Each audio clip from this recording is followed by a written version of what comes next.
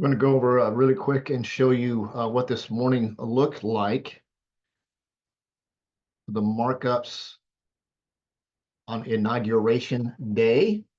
So this is the S&P 500. I've got this set up on the 5-minute chart. Of course, the first thing you want to do before you actually roll into your week is go up and set up. I set up my all-time high, which is way the heck up there. I mark that off. I usually go to my weekly to look for that. I look for my all-time high. I mark my weekly high and my weekly low. You can see I have previous weekly high here, which is also in a match with the previous daily high, which I found on my daily time frame. I marked that up.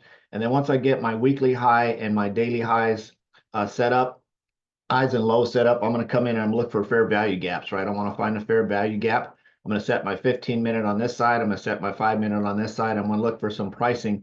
So I missed this move this morning because I wasn't sitting in front of my computer. But right here at 7:50 a.m. Central Standard Time, we had a nice break of the previous weekly high slant, previous daily high. It retested that, and then it took off up to my next level up here, which was there's a nice level here. If you go to the 4-hour, there's a nice level sitting right here that came up, but bounced off that. It created a hanging man and a spinning top candle, which was a good indication for price. So as soon as price broke below here, my entry was here. I set my profit goal, that I have my profit goal. And of course, I set my next level, which was down here. I came in here and there's a fair value gap. And typically price will come down and bounce off a fair value gap that was created between this candle and this candle here.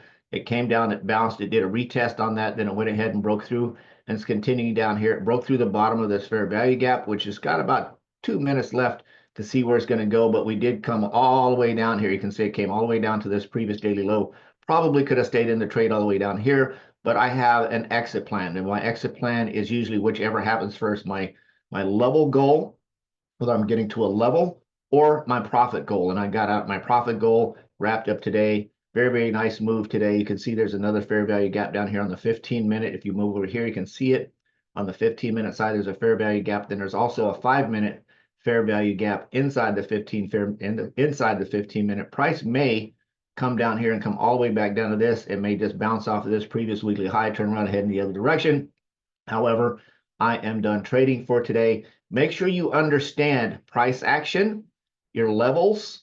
Make sure you get all your levels set up. Make sure you understand price action, when to get in, when to get out. Have an entry plan. When am I going to enter? What type of entry am I going to have? And when am I going to have an exit plan? Typically, on a fair value gap, price is going to come and stall here. So just realize that if you're going to stay in the trade all the way through a fair value gap, it could stall here, turn around, and come in the other direction. Just keep that in mind, especially when you've got a lot of area to break through.